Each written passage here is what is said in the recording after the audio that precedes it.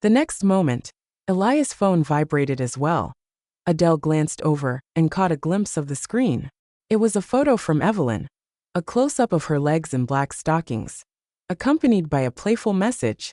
"Don't keep me waiting." Elias' eyes darkened as he stared at the image, his Adam's apple bobbing slightly. A few seconds later, he tucked his phone into his pocket and turned to Adele. "Addie, there's an issue with a project at work. I need to handle it right away," he said, his tone unusually hurried. "Let's save the surprise for next time, okay?" Adele met his gaze silently, her eyes searching his. Then she let out a soft laugh, one that sent an inexplicable unease rippling through him. Without a word, she opened the car door and stepped out. Elias hesitated for a moment, but after only 3 seconds, the car roared to life and sped off, leaving her standing there. Hours later, Adele received a message from Evelyn. It was a photo of a trash bin filled with ripped open condom wrappers. "Adele, you've lost again. Can you believe it? I'm still pregnant." And yet he couldn't wait. "How much do you think he loves me?" Evelyn's tone was dripping with triumph. Adele stared at the photos for a moment, but her expression remained calm and unshaken. She had already decided to leave. None of this could hurt her anymore. Over the next few days, Elias didn't come home. Adele didn't ask or care to know where he was. However, Evelyn kept her updates constant. One day, it was a photo of fruit sliced into perfect cubes. Another day, it was cabinets filled with luxury goods. Then it was a picture of a meal Elias had cooked himself. Each message was a declaration of how much Elias supposedly loved her. Adele ignored them all. Instead, she focused on removing every trace of herself from the house, that if she was going to disappear, she would do so completely. On the first day, when Evelyn sent a photo of Elias peeling shrimp for her, Adele prepared a fire pit and burned every photo she had ever taken with him. On the second day, when Evelyn sent a picture of her kissing Elias under an oak tree, Adele hired workers to uproot every cherry tree Elias had planted in the villa's backyard. On the third day, Evelyn shared a compilation of Elias' romantic declarations from her live stream. In response, Adele dug out the hundreds of love letters Elias had written to her over the years. The letters had yellowed slightly with age, but his handwriting remained clear and bold. She ran her fingers over the words one last time, then fed every single letter into the shredder without a hint of hesitation. On the morning of her planned departure, Adele awoke to find Elias standing by the bed. He was holding her phone, his expression dark and unreadable as his gaze met hers.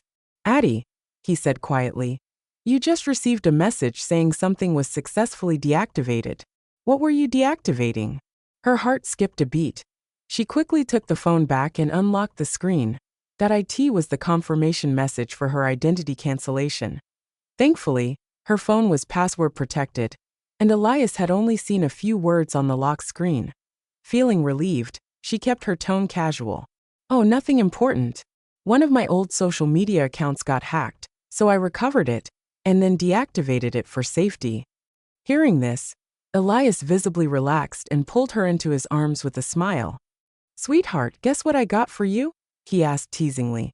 Adele froze for a moment before answering softly, "The sweet cream puffs from Eastland." Elias' eyes lit up with surprise. "How did you know?" How could she not know?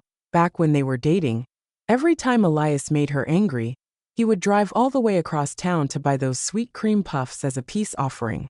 The sweet, fragrant aroma always melted her resolve, no matter how upset she was. She didn't care for jewelry or luxury cars. That one bite of sweetness was all she needed to feel better. Back then he would laugh and say, "My Addie is so easy to please." She would tap his forehead lightly a few times and reply, "It's not that I'm easy to please. It's because I still love you. That's why I'm willing to forgive anything you do. But," she'd add, her tone turning serious, "if the day ever comes when I don't love you anymore, not even killing yourself in front of me will change a thing." The memory faded like a distant echo as Elias pulled a box of sweet cream puffs from behind his back, his smile filled with warmth.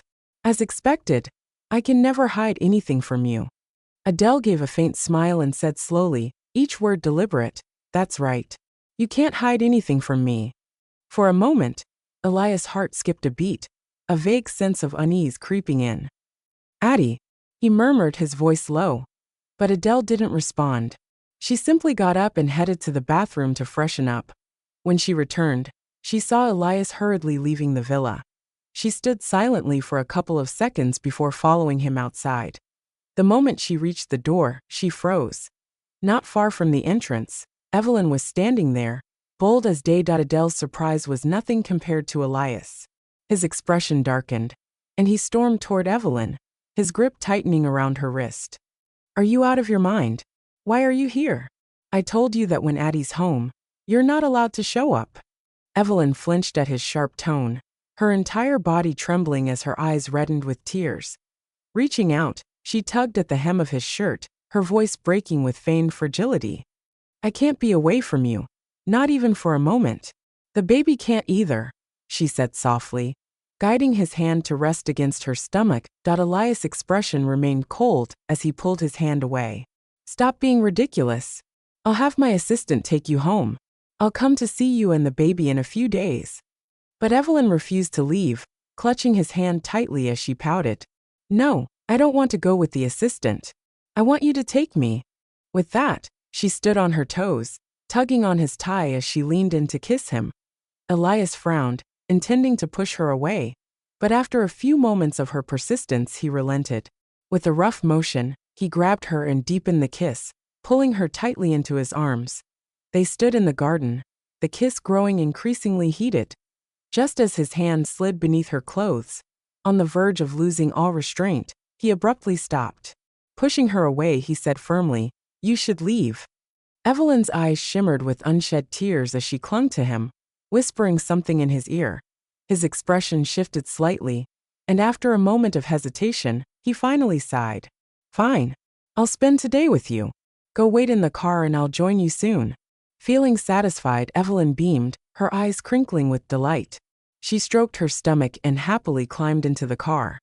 The moment Elias turned and began heading back to the villa, Adele swiftly turned away, retreating before he could see her. A few moments later, Elias entered the house. The first thing he said was, Addie, I wanted to spend the day with you, but I just got a call about a work emergency. I have to leave. Be good and stay home. Once I'm done, I promise I'll spend the whole day with you. Okay. He waited anxiously for her response, but Adele simply lifted her gaze and looked at him. Her expression was unreadable. Just one glance at her and Elias froze. When had his Addie lost the light in her eyes? His Adam's apple bobbed as he unconsciously murmured her name. Addie. He wanted to say more, but Adele spoke first. Her lips curved faintly, and her voice was soft and calm. Go ahead. Take care of your work. Her tone was as gentle as ever, revealing nothing unusual. Feeling relieved, Elias finally relaxed. He smiled faintly, ruffled her hair affectionately, and turned to leave. Moments later, the sound of his car starting echoed outside, fading away into the distance until it disappeared entirely. The smile on Adele's face vanished, replaced by silent tears that slid down her cheeks. She wiped them away, her movements steady, and walked to the table. Without hesitation, she tossed the box of sweet cream puffs into the trash. Then she went to her room to retrieve the suitcase she had packed long ago. Standing in the living room, she gave the house one final look before pulling out her phone. She sent Elias one last message. It's been 2 weeks. You can open the anniversary gift I gave you now. His reply came almost instantly. Sweetheart, I'll be back soon. Let's look at it together then. Adele smiled faintly. Together? Elias, it'll only be you, she replied to him in her thoughts. For the rest of your life, you'll be all alone. Without hesitation, Adele removed the SIM card from her phone. Then, as if discarding something insignificant, she tossed it into the trash. Grabbing her suitcase, she stepped out the door. The morning sun blazed brightly, casting the world in golden light. From this day forward, no one, no matter where they searched, would ever find Adele again.